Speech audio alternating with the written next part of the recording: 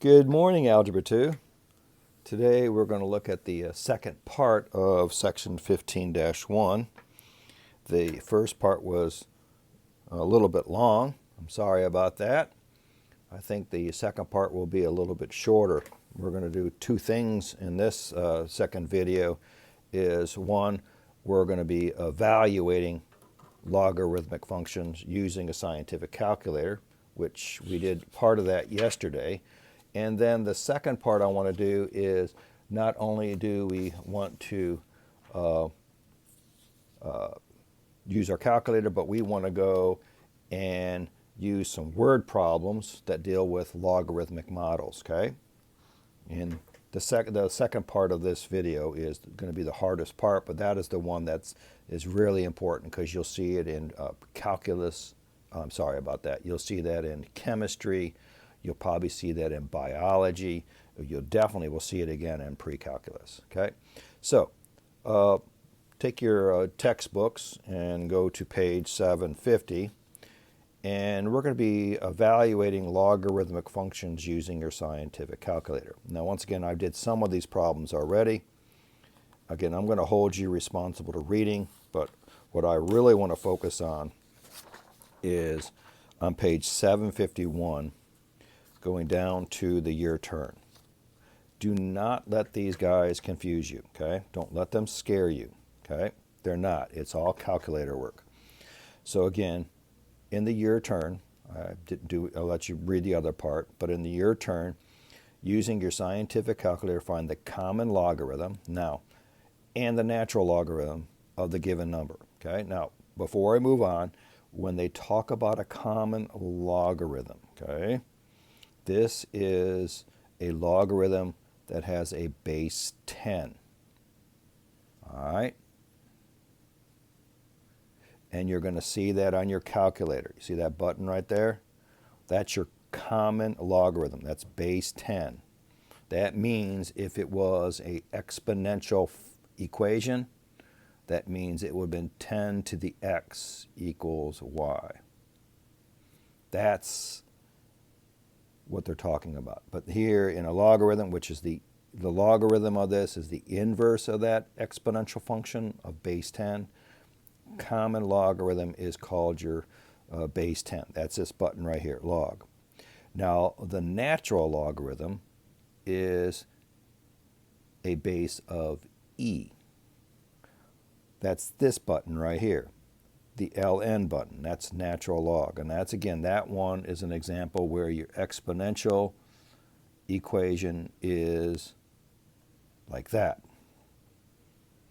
Now, if you go back and remember, these are the top two are exponential equations. The inverses of these gives us a log base 10 and a log base e. Log base 10 is your common logarithm, which is this log button on your calculator. And base e, or your natural logarithm, is this lm button. So it's very simple. So based upon this direction, they want us in numbers 11 and 12. I'll do one of them. In the first part, they want us to find the log, and I'll write it down the way I would do it in class. Log of 25, that's your common logarithm, and then the natural log of 25. That's your natural logarithm. So if you turn your calculator on, clear from the last video, if I want to find the log of 25, I just go hit log, hit the number 25, and enter. And again, there's the answer. I'm going to round it to the nearest tenth, so it's going to be roughly 1.4. Now I want you to see something else, okay? That means if we go back up here to this exponential, if I take 10 and raise it to 1.4, it should really get close to 25. And it did. In this case, it went over because I rounded it up. That's what we're doing here, okay? Going back from log to exponential. All right, so now the natural log of 25, let me clear my screen. go back and show this problem again. So the natural log of 25 is going to be 3.2188. So again, that's going to be roughly 3.2. Now if I go over here to my problem,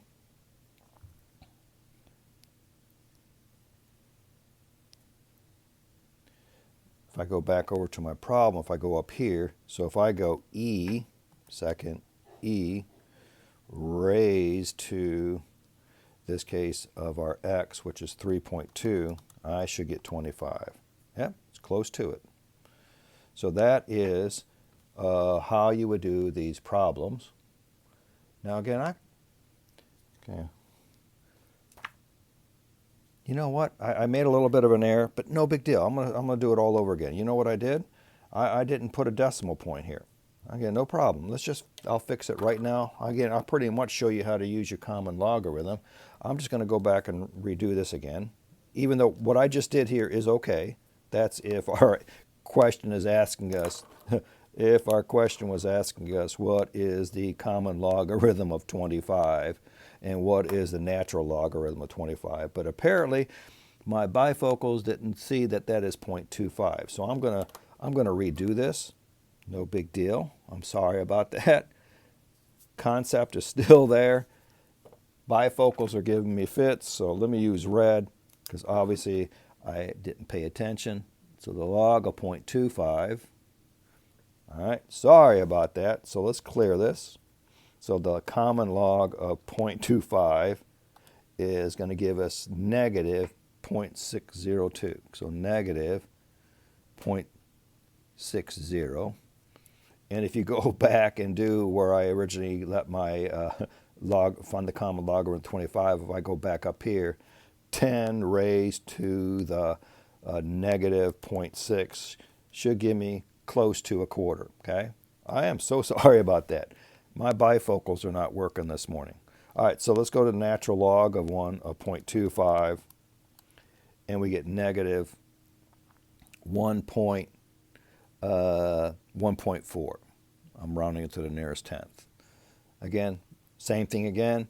Now, once again, at the beginning, I used, instead of using 0.25, I used 25.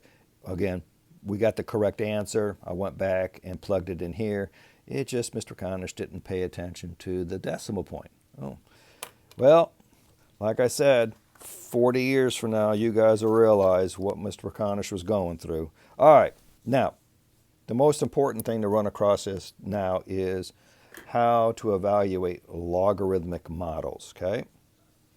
Now this one is I love this part. This part right here is taking everything that we've learned from the last chapter and this chapter and doing everything algebraically. So here's what we're going to do. I'm going to let you read the example 4, but what I want to do is I want to focus on this problem right here, okay?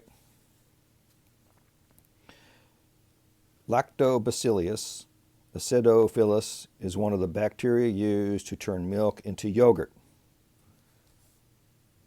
The population P of a colony is 3,500 bacteria in a time t, which is in minutes, can be modeled by this function right here. P of t equals 350 times 2 raised to the t over 73. How long does it take to reach the population of 1,792,000? Now, this problem right here, all right, we did examples like this back in chapter 14, but we did them graphically and we did using the trace. So if we were to go back to chapter 14 and if we look at this problem here, we would have done this in our problem on our calculator.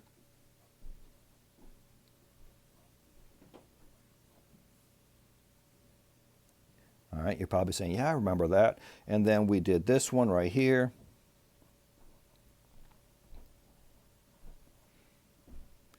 I got not enough zeros, 1792. Bifocals. And And if we were to graph this and then use the trace feature on the calculator, we would have found what our time would be. But now we're going to do it algebraically. All right? This one is really important to follow, okay? So the first thing we're going to do is take our problem here. This is our function we're dealing with, and we want to solve for t. So in other words, this is solving for x. This is the algebraic part. Because what we can do is, if we know what our x is, we can plug it in here. Okay. All right. So here's our equation. So we already know, based upon this problem, the p is going to be 1,792,000. So they don't show that here in this part, but I'll show it to you here. They don't show it here in this part, but they're going a different route. I would have done this a different way, but we're just going to follow this way. So writing this model, okay, first things first is they divided both sides by 3,500. Once again, they're trying to find out what t is.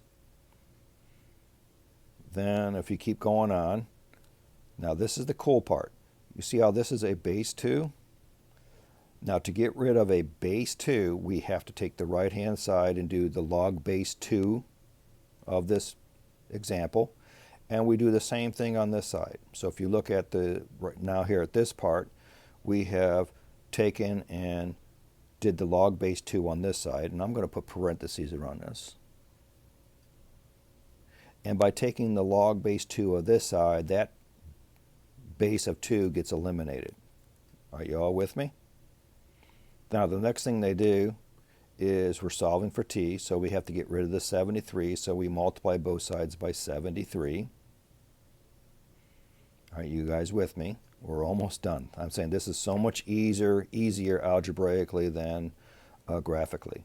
Because in the graphical way, we got to make sure the window's set up correctly. All right, move on, Mr. Conish. All right, so we already know, based upon this problem, they're going a little bit different. We already know the p is 1,792,000. So that's what they have set up here. Okay, this part right here, they just go ahead and plug p into it.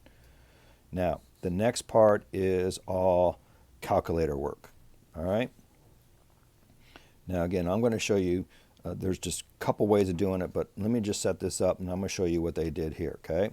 What they did first is they took 1,792,000 and divided it by 3,500. And that's where they got the 512. Now the reason I'm bringing that up is you should take your time using your calculator, because you may get the wrong answer. Okay. Now the next thing they did is they found out what the log base 2 of 512 is. So you go to math, you find your log base.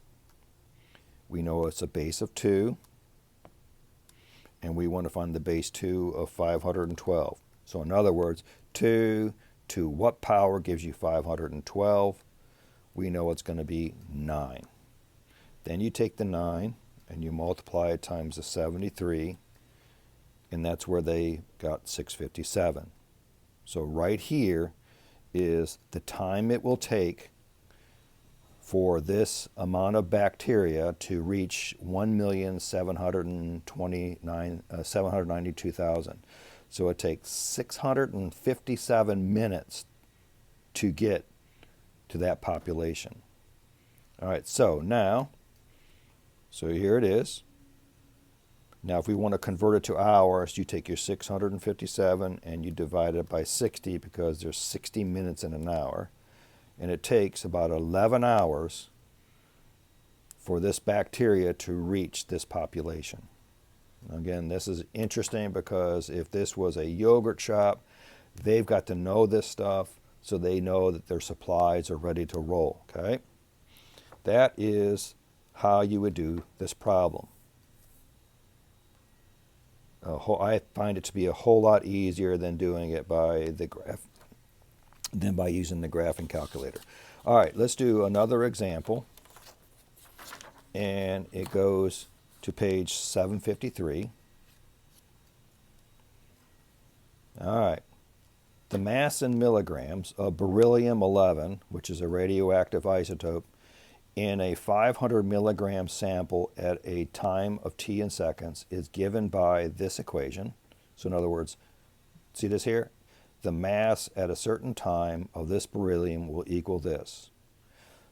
Now the question is asking us, when will there be 90 milligrams of beryllium-11 remaining? Now remember, anything you know about radioactive isotopes, which you'll probably get into probably in another class like chemistry, is that certain radioactive isotopes have what is called a half-life. There's a certain amount of time where the sample's radioactivity sort of diminishes.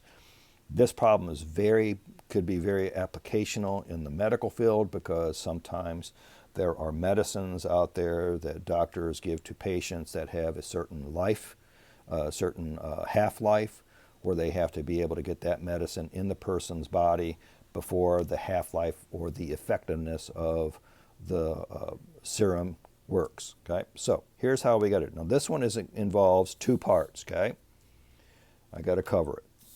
It comes in two parts. First thing we got to do is, in order to figure out how much time we have to get 90 milligrams, we have to go in the first part. We take our original function and we have to solve for t. So if you look here at this problem, we divide both sides by 500.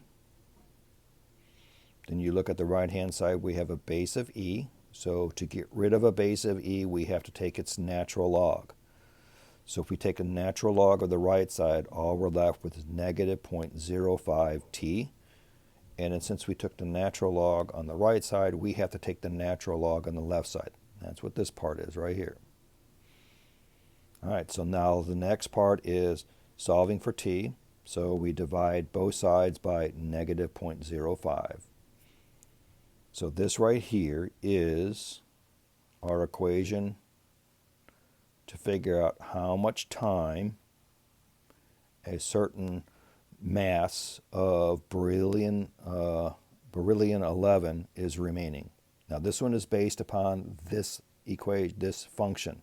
You're going to get different ones. So what we're going to do now, you take from this part, okay, the m is your mass, so we are going to find out what the mass is, how much time, or actually how much time it takes for it to get to decompose to 90 milligrams. So your m is 90, okay?